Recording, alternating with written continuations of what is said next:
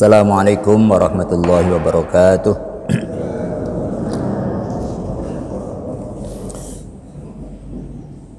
Bismillahirrahmanirrahim.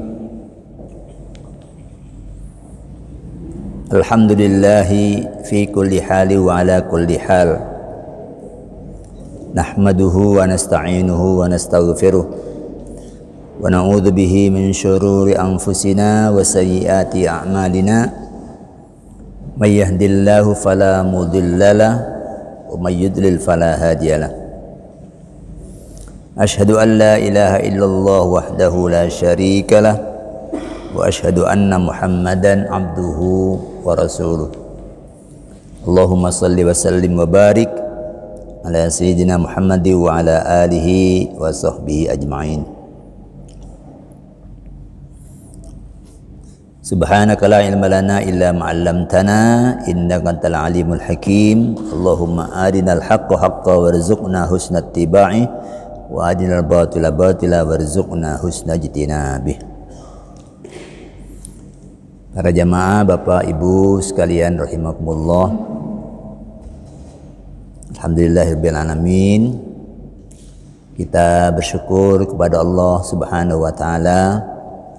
Kita diizinkan pagi hari ini untuk kembali hadir di rumahnya untuk melaksanakan ibadah salat subuh. Kita diparingi sehat walafiat, manfaatkan waktu kita untuk i'tikaf. Kita isi dengan kajian fikih Islam. Mudah-mudahan Allah Subhanahu wa taala mencatat semuanya sebagai bagian dari amal soleh kita dan memberi kita ilmu yang manfaat. Amin Allahumma amin.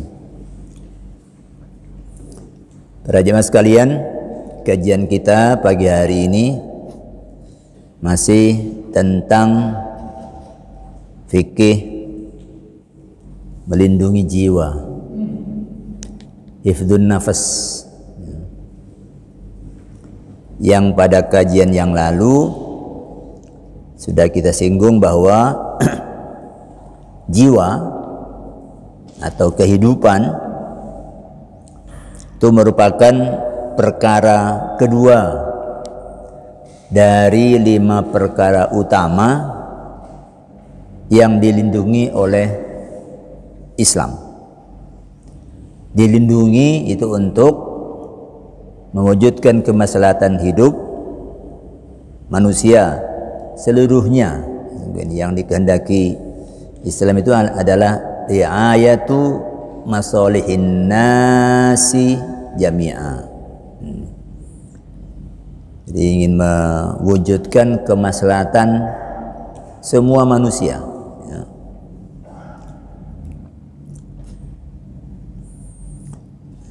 Nah, kelima perkara itu adalah satu agama, yang kedua jiwa.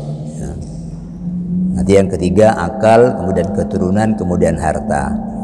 Itu aspek-aspek pokok dalam kehidupan yang itu kalau tidak dijaga, kehidupan kita akan dipenuhi oleh kekacauan atau chaos. Nah, untuk melindungi jiwa, Islam menggariskan sejumlah rambu syariat.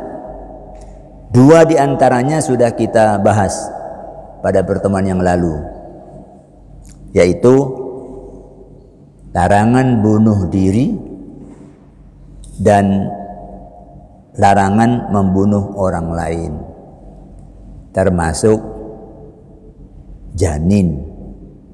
Bahkan janin hasil hubungan gelap pun itu tidak boleh dibunuh. Itu yang salah itu kan bapaknya sama ibunya, bapak ibu biologisnya. Tetapi ini itu yang mempertemukan itu Allah, yang pertemuan itu Allah. Itu jangan akhiri proses kehidupan insani. Itu sudah jalan, nafasnya sudah mulai hidup, dia sudah mulai bertumbuh. Telat setengah bulan itu jantung sudah berdetak, walaupun belum berbentuk jantung seperti ini, tapi detak itu sudah ada. Otak bagian dalam itu sudah terbentuk, hal-hal yang penting itu sudah ada, walaupun kecil ya. Kecil menurut kita, tapi itu besar menurut semut ya. Jadi yang masih sekitar 1,4 cm itu bagi semut itu besar, bagi kita kecil ya. Oke. Itu dua yang sudah kita kaji, bahwa Islam menjaga nafas ya. Sekarang kita masuk rambu yang ketiga, yaitu Islam memerintahkan untuk memenuhi hak tubuh untuk bertahan hidup. Jadi tubuh kita ini punya hak, karena oleh Allah diciptakan kita sebagai makhluk hidup yang bisa berkembang, maka ada hak yang penting untuk dipenuhi agar hidup tubuh kita ini bisa bertahan sampai nanti tiba saatnya, lorong waktunya sudah habis. Ada 3 nomor di sini untuk membahas ini. Yang pertama, untuk bertahan hidup, hak pertama dari tubuh manusia ialah dipenuhinya kebutuhan makan dan minumannya.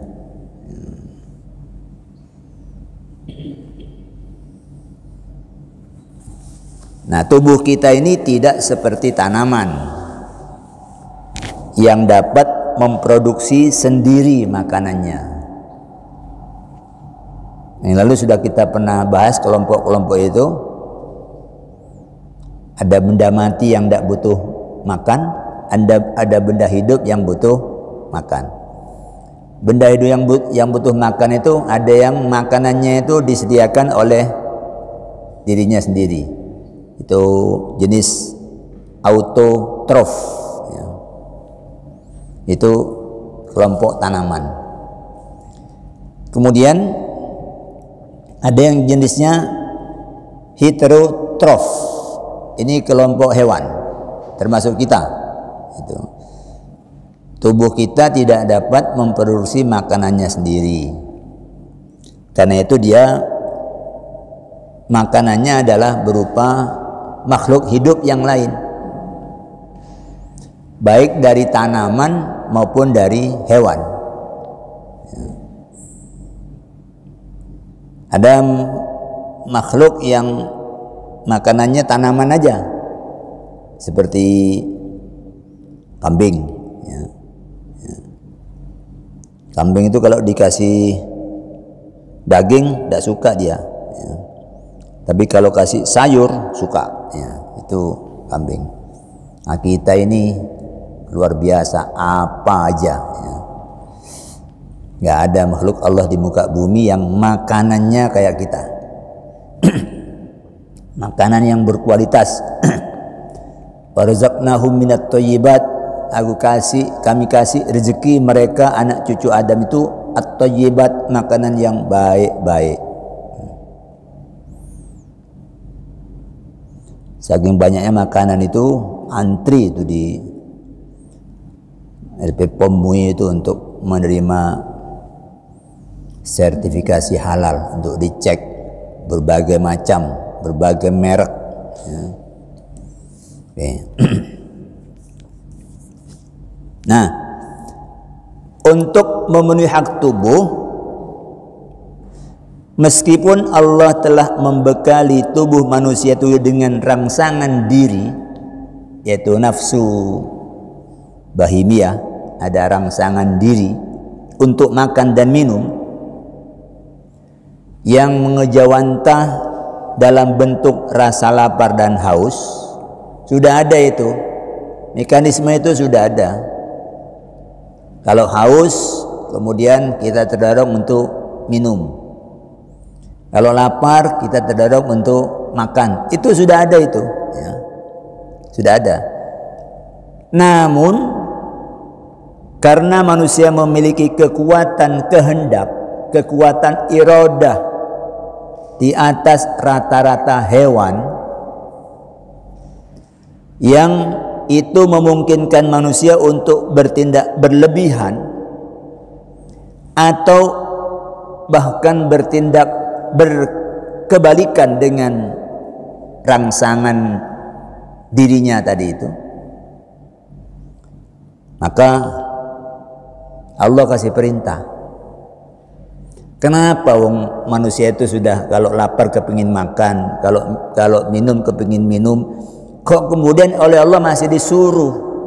Ya, kok masih disuruh? Yaitu karena manusia bisa bertindak sebaliknya. Manusia itu bisa mogok makan sampai mati.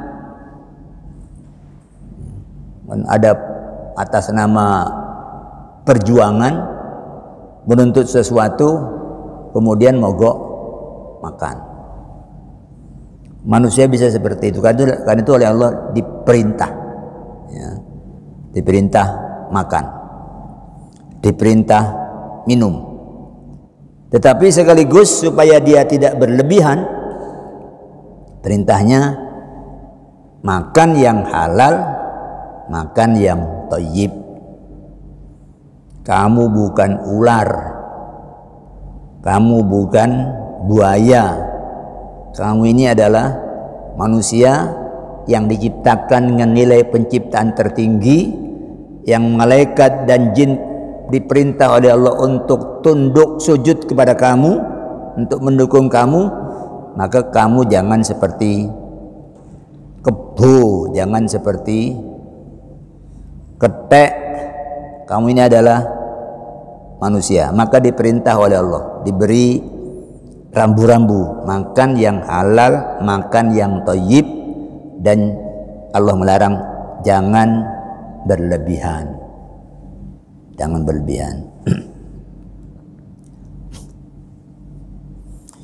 Di dalam surah An-Nahl 114 Allah perintahkan, fakulu, makanlah oleh kalian, mimma razaqakumullah, dari apa yang telah Allah rezekikan untuk kalian, anugerahkan untuk kalian, halalan, yaitu yang halal, thayyiban, yang thayyib. Washkuru nikmatallahi, bersyukurlah kalian atas nikmat yang diberikan oleh Allah. In kuntum iyyahu ta'budun, kalau benar kamu menghamba kepadanya. Kalau kamu benar menghamba kepada Allah, syukuri itu nikmat. Jangan tutupi Allah seolah-olah nikmat yang kamu terima itu, yang kamu dapat itu karena kamu. Ya. Kamu lupa kalau itu ada yang mengatur. Ya. Di ayat 31 Al-A'raf Allah perintahkan, ya bani Adama, wahai anak Adam, khudhu zinatakum, kenakan baju-baju kamu, perhiasan kamu, inda kulli masjidin, di setiap tempat sujud, di setiap masjid. Masjid itu adalah seluruh permukaan bumi ini adalah tempat sujud. Ya. Kenakan pakaian kamu. Tidak ada satupun makhluk yang Allah berikan pakaian, nggak ada. Ini spesial untuk anak Adam. Saya tidak tahu apakah iblis itu berpakaian. Ya kalau berpakaian ya pakaiannya pakaian non fisik. Ya. Tapi yang berpakaian itu adalah kita. Allah turunkan pakaian untuk kita. liwari sawatikum warisha, untuk menutup auratmu dan sebagai perhiasan untuk kamu. Kemudian wakulu, ini perintah ini, makanlah kamu. Washrabu, minumlah kamu. Wala tusrifu, kamu jangan berlebihan. Innahu la yuhibbul musrifin, karena sesungguhnya Allah itu tidak suka terhadap orang-orang yang bertindak berlebihan, boros. Ya. Jadi Islam itu agama tengah. Kita ini umat tengah, ummatan wasaton. Itu garisnya itu, kamu jangan kikir, kamu jangan boros. Makan kikir itu, walaupun sudah butuh makan, dia tidak mau belanjakan hartanya. Ngenteni bek-beknya ono sing ngekei. Nunggu aja sampai lapar, nunggu aja. Lo sudah dikasih oleh Allah, mestinya kamu itu ya makan. Jika perlu ada orang sekitar kamu yang tidak bisa makan, ya dikasih makan. Jangan terus mikir dikei orang terus aja. Kapan kamu ngekei? Kapan kamu tanganmu di atas? Kok kemudian maunya gini aja? Ya. Jadi jangan berlebihan, jangan boros. Yang lalu sudah pernah kita singgung bahwa boros dalam makanan itu maknanya bukan yang dimakan kakean, bukan hanya itu, tetapi tindakan membuat makanan itu tersia-siakan, itu adalah tindakan boros.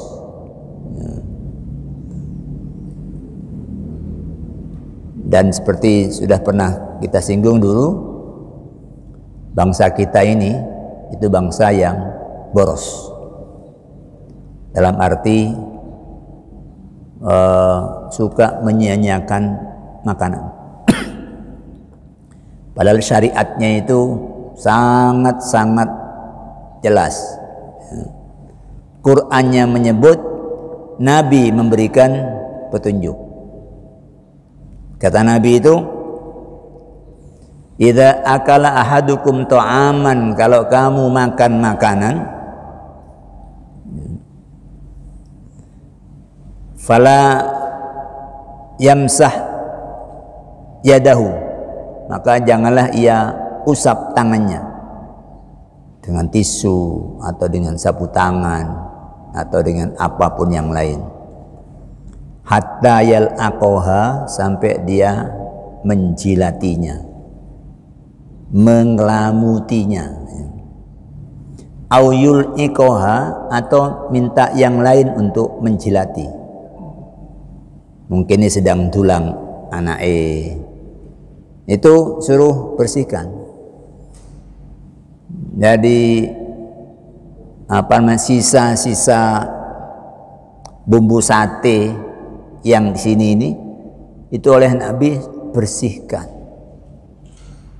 Jangan terus tisu mainan kamu. Yang ada di situ itu jangan disia-siakan.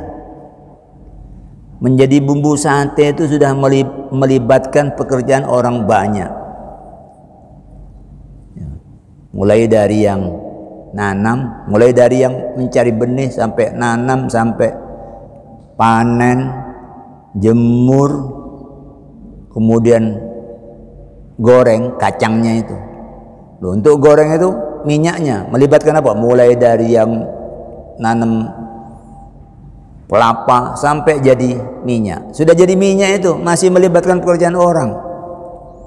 Itu pabriknya, ngemasinya, nanti ngangkutnya itu melibatkan juga orang Jepang bikin. Wes pokoknya luar biasa. Nyampe ke kita kok kemudian ini ghairu markun, tidak direken seolah-olah Jadi orang itu kalau mau hati-hati, itu dalam Islam itu tersedia tuntunannya, ya, tuntunannya. Yang lalu biarlah yang lalu, itu barang sudah lewat. Sekarang bikin akhlak baru untuk tidak menyia-nyiakan makanan. Biasakan ambil makan itu di bawah ukuran dulu. Jangan-jangan ini tidak enak. Kalau enak baru tambah secukupnya. Saya hari apa yang lalu itu, hari Rabu sampai Jumat, pas ada acara di Bogor, tempatnya di hotel. Aduh, rata-rata orang makan kalau di situ itu sudah ndak mikir entek apa ndak. Mungkin awalnya ngambilnya sedikit, tapi lihat ke sini ada ini diambil, geser lagi di sini diambil, akhirnya numpuk. Saya mikir entek apa ndak ini. Ya ternyata ndak habis. Ya, ndak habis. Ya. Nah begitu itu harus diubah. Kalau tidak diubah, ya kita menjadi makhluk yang menyia-nyiakan makanan. Sedikit, setiap makan sedikit, tapi kan banyak itu nantinya. Di Indonesia ini dihitung itu makanan yang tersia-siakan mencapai 13,8 ton satu tahun. Dan itu cukup untuk ngasih makan selama 1 tahun itu 25 juta orang. Artinya orang miskin itu sebenarnya hanya cukup dari yang disia-siakan itu. Yang disia-siakan di restoran, di acara manten, di acara buka puasa bersama, atau acara ulang tahun, atau apapun yang lain. Di situ manusia biasa menyisakan makanan. Oke. Nomor 1, ya. Makan, jangan tidak makan. Makan yang halal, yang thayyib, dan jangan berlebihan. Jangan makan sembarang, makan yang baik, yang membawa efek baik untuk tubuh. Karena apa? Karena makan ini itu hak tubuh kita untuk bertahan hidup.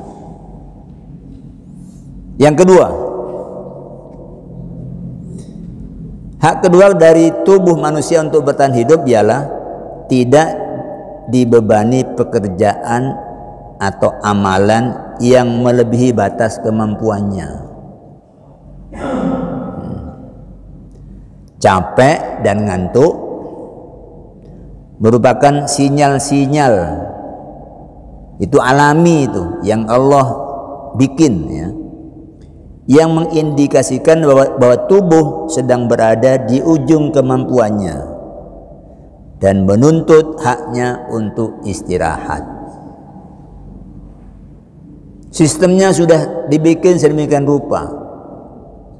Siang untuk kerja, malam untuk istirahat. Ya. Itu sudah seperti itu, ya, sudah seperti itu.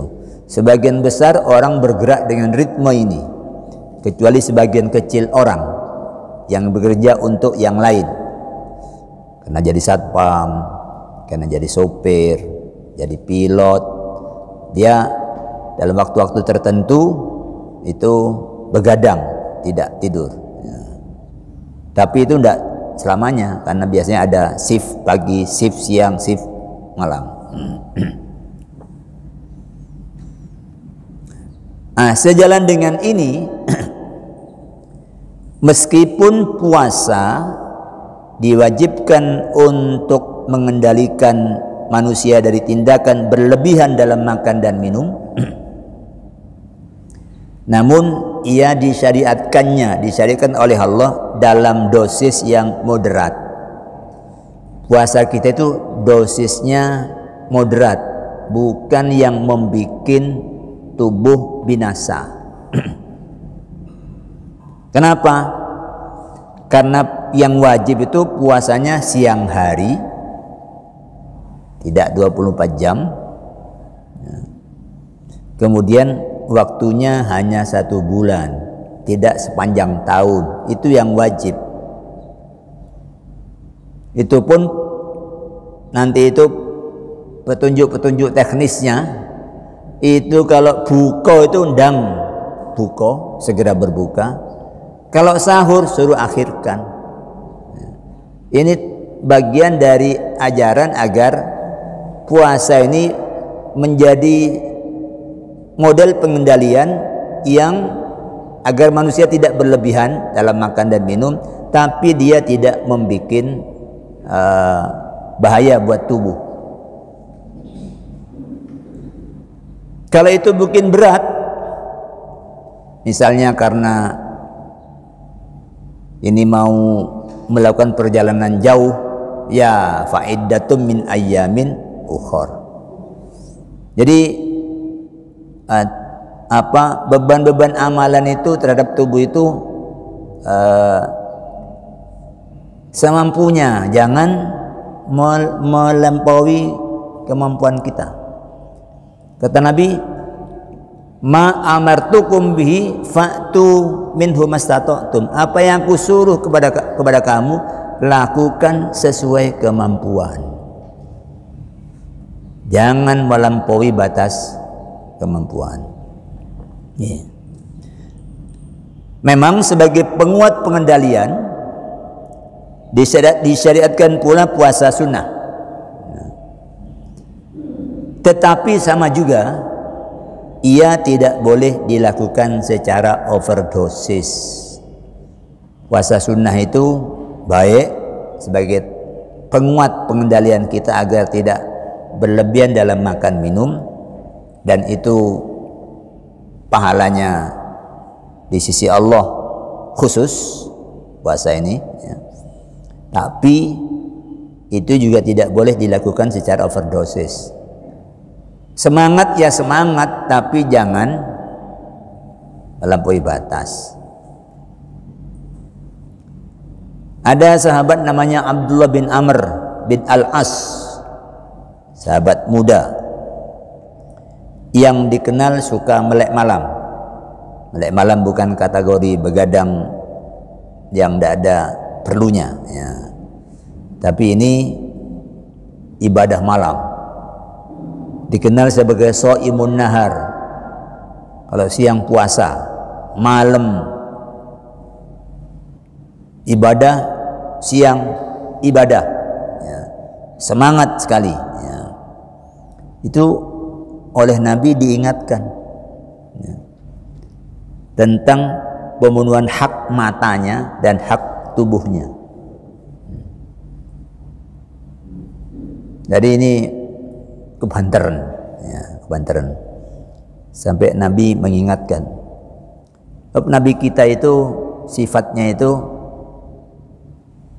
laqad ja'akum rasulun min anfusikum azizun alaihi ma anittum. Nabi kita itu terasa berat kalau umatnya ini menderita. Jadi jangan sampai ibadah itu membuat menderita, karena Allah tidak menghendaki kita ini sulit. Kalau sudah itu membawa efek yang tidak bagus, ambil jalan yang ringan. Jangan makso. Jangan makso.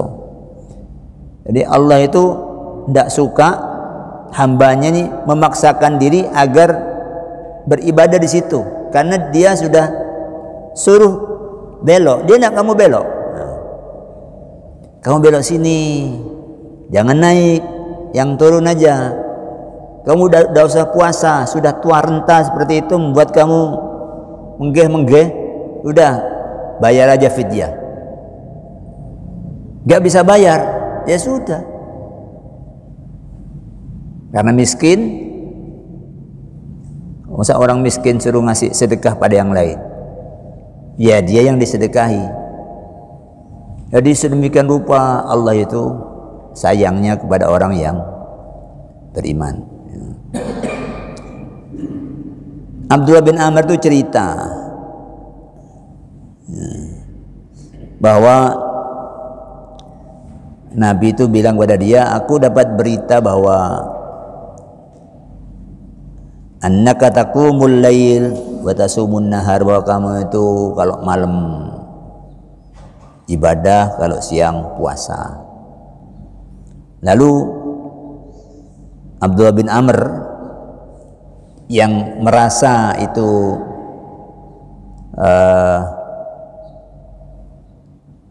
baik, seakan-akan Nabi itu akan ngasih jempol, ya dia bilang, inni af'alu dzalik.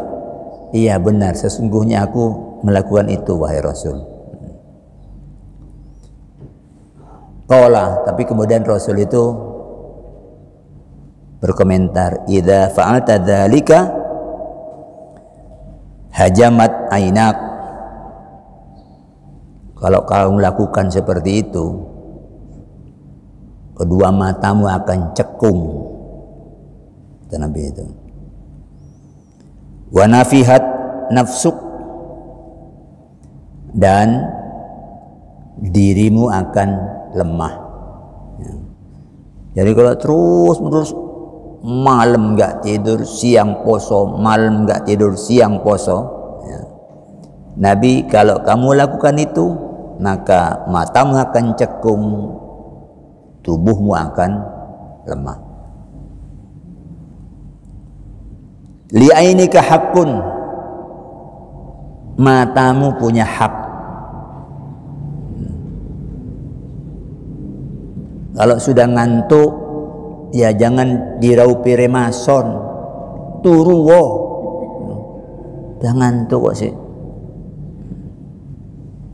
Ya kecuali sewaktu-waktu, misalnya karena disuruh jaga rel kereta. Nah kalau itu ya sewaktu-waktu, itu Allah hargai, tapi jangan sepanjang waktu. Itu yang ngasih tugas, itu yang nggak tahu aturan Allah tentang pentingnya hak tubuh. Diatur berapa normalnya, kapan, berapa hari dia tugas malam, berapa hari tugas pagi, tugas itu model shift, itu model yang bagus, ya, yang bagus.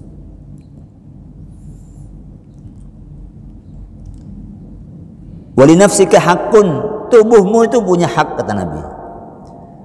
Wali ahlika haqqun, keluargamu juga punya hak.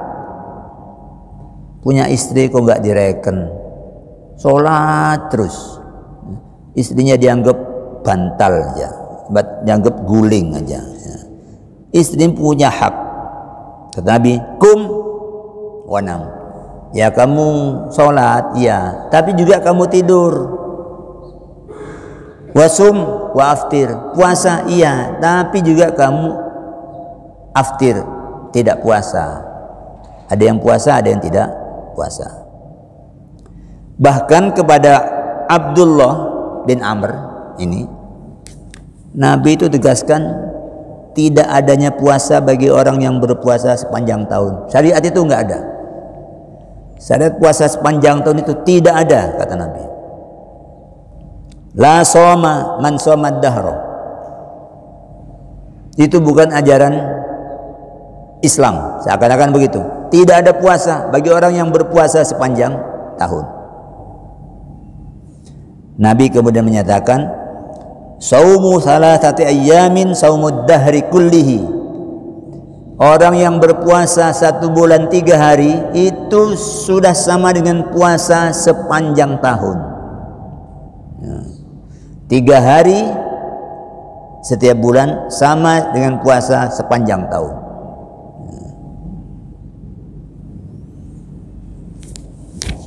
Tapi yang namanya Abdullah bin Amr ini, nawar fa inni utiku aktsar min dzalik, tapi saya masih mampu untuk melakukan yang lebih dari itu.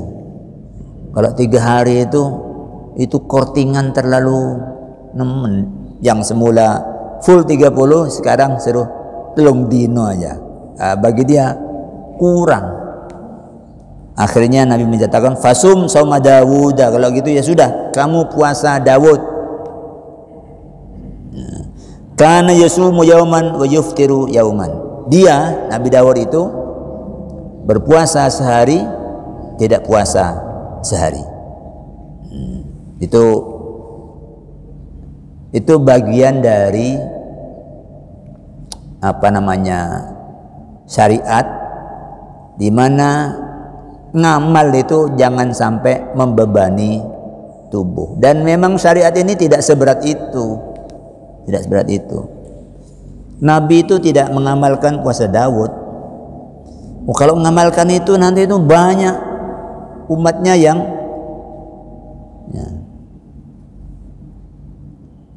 tidak aja yang melampaui beliau sudah banyak di zaman sahabat, sehingga beliau semprit ya. Jadi ibadah itu istilahnya itu muktasid, moderat aja, moderat. Karena ibadah itu bukan hanya itu, gitu loh. Jadi semua kepatuhan kita kepada Allah itu di dalam pandangan Allah itu ibadah. Makan ya ibadah, makan halal ibadah, makan secukupnya ibadah. Karena tahu ini Allah perintahkan dan Allah kehendaki itu. Milih makanan yang thayyib itu ibadah. Mana yang gizinya cocok untuk saya, mana ini yang tidak baik untuk saya. Itu ibadah. Itu ibadah. Jadi intinya pokoknya orang itu tidak maksiat, dia posisinya ibadah. Diam, tidak melakukan apa-apa. Niatnya supaya dia tidak jatuh pada maksiat. Orang lain pada pergi ke sana karena di sana ada tontonan. Nah, dia memilih diam aja, bertahan. Itu dia ibadah karena menghindari jatuh pada maksiat. Jadi bisa itu manusia itu melakukan mengisi waktunya itu seluruhnya bernilai ibadah. Begitu dia jatuh ke maksiat, istighfar, itu sudah balik lagi. Bisa. Tidur pun bisa dia nilai ibadah karena memenuhi hak badan. Memenuhi hak badan. Nabi juga ingatkan para sahabat untuk mengerjakan sholat dalam keadaan giat, dalam keadaan segar. Kalau pas sholat dia lagi capek, Nabi perintahkan untuk sholat dengan duduk. Jangan capek sholat sambil senden hilang. Makanya kalau sholat itu jangan dahului dengan kegiatan yang membuat tubuh ini jadi capek. Main sekak dulu, main karambol dulu, main kartu. Kalau sudah ongap-angup, gulung sholat, terus sholat. Nah, itu kadang-kadang tahiyat akhir gak mari-mari, turu. Ya. Ini ada hadis Nabi di mana kata Anas bin Malik, Nabi masuk masjid, ternyata ada tali yang dikaitkan di dua tiang masjid. Bainas sariyatain. Faqala ma hadzal habl? Ini tali apa ini? Ya. Tapi sahabat kemudian beritahu, hadza hablun li Zainab. Ya Rasul, ini tali miliknya Zainab. Dia kalau sholat malam di masjid ini, fa idza fatarat, kalau dia capek, ta'allaqat, lalu dia gantung, ya. Tangannya ngempit tali itu biar gak jatuh, ya. Faqala Nabi sallallahu alaihi wasallam, la hulluhu, lepas ini, lepas. Liyusalli ahadukum nahsyatatu fa idza fatara falyaqut. Kalian itu kalau mau sholatlah dalam keadaan segar, dalam keadaan tidak capek. Tapi kalau capek ya duduk aja. Adalah dia duduk. Ini bagian dari pemenuhan hak badan. Supaya hidup itu tidak sekedar hidup, tapi hidup juga sehat. Yang ketiga, ketika tertimpa penyakit yang tidak bisa diatasinya sendiri, tubuh punya hak atas pengobatan. Jadi berobat itu ibadah karena memenuhi hak tubuh. Nah, sejatinya tubuh manusia itu telah dibekali oleh Allah dengan sistem imunitas, kurang i-nya ini ya. Sistem imunitas untuk mengatasi sendiri penyakit yang menimpa. Jadi kalau ada sesuatu yang masuk ke tubuh kita, ada sistem imun yang bekerja. Biasanya kemudian ada demam, ya, ada demam. Nah, termasuk wahing. Wahing itu sistem yang Allah ciptakan. Ada sesuatu yang baru, lalu kita terdorong untuk wahing, sehingga lalu dia ada yang keluar untuk mengurangi. Kalau yang bentuknya ibadah itu menghirup air ke hidung, semprotkan lagi, itu bagian dari yang efeknya membuang kuman atau bakteri atau virus yang masuk melalui hidung, dari hidung. Nabi menyebutnya, kalau kamu bangun tidur, sedotlah air ke hidung, semprotkan kembali 3 kali. Nabi menyebutnya karena di hidungmu itu setan itu bermalam di situ. Sebutan setan itu bisa pada sesuatu yang membawa bahaya, ya, bahaya. Itu biasakan hidung itu dikorai, ya. Jangan dipakai terus, sedot semprot angin, nah itu di dalam tuh numpuk, ya. Jangan sampai, Allah sudah ciptakan di situ mesti ada ingus yang keluar ke hidung itu, walaupun kita tidak flu, ada. Dan itu nanti dia menjadi yang menangkap apa namanya, virus-virus itu atau kuman-kuman itu. Tapi kalau tidak dikorai, lama-lama dia mengering. Kalau mengering jadi upil. Itu orang biasa gini-gini itu menunjukkan kalau dia hidungnya tidak pernah dikorai, ya. Upilnya sampai garing, ya, garing. Kadang-kadang itu butuh gunting untuk melepaskan yang melekat di bulu hidung itu, ya. Itu tubuh kita dibekali oleh Allah itu. Jadi yang bagus kalau terasa sakit itu, biarkan tubuh kita bekerja untuk mengatasi. Kalau sudah hari kedua, sudah hari ketiga masih panas, dia baru butuh apa namanya, bantuan dari luar. Ini yang namanya berobat. Namanya berobat. Kalau begitu terasa langsung hantam, nanti itu sistem sini menjadi lemah, menjadi manja karena nggak pernah difungsikan. Tentara yang di dalam selalu dikasih bantuan dari luar, lama-lama yang di dalam kurang oke. Padahal kadang-kadang kita bisa berada dalam satu kondisi di mana kita tidak dapat menjangkau obat, pas di mana itu lalu sakit. Termasuk mencret itu bagian dari sistem tubuh untuk membuang racun.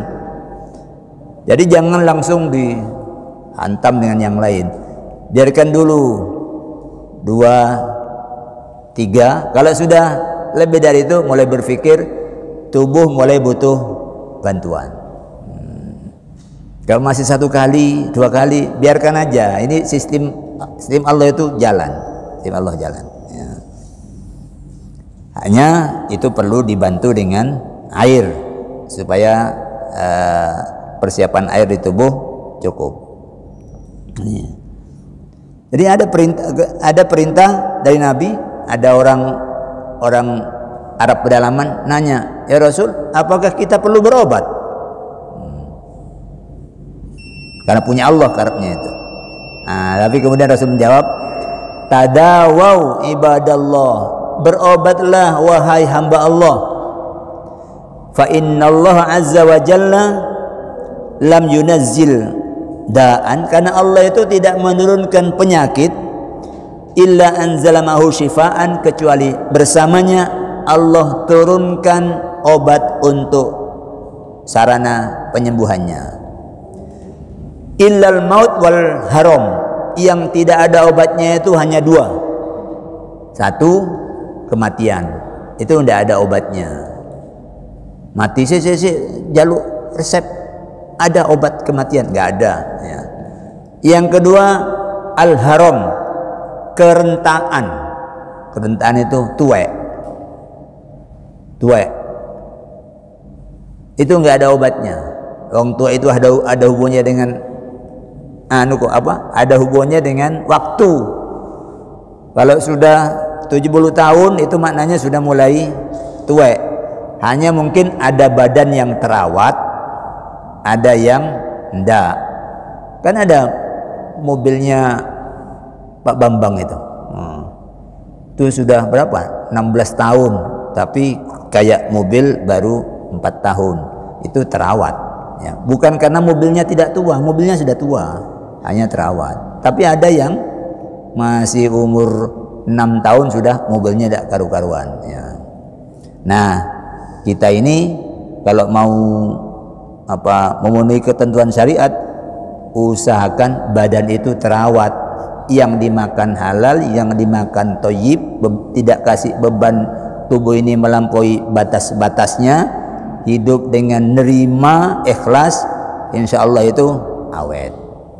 Kecuali kalau waktunya sudah habis. Mudah-mudahan Allah Subhanahu wa taala senantiasa memberi kita taufik dan hidayah hingga kita bisa berada di jalan yang benar. Aqul qauli hadza wa astaghfirullah li wa lakum. Wassalamualaikum warahmatullahi wabarakatuh.